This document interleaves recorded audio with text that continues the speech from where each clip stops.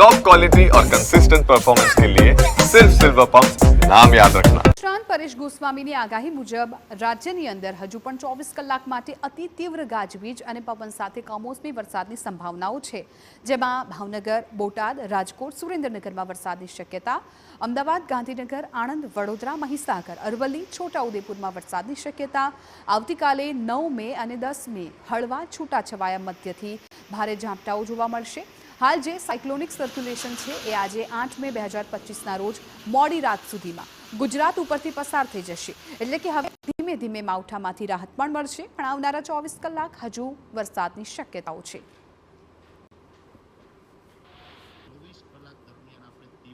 Thunderstorm activity થાય, ગાજવીજ અને પવન સાથે ભારે વરસાદ થાય તેવી શક્યતાઓ છે।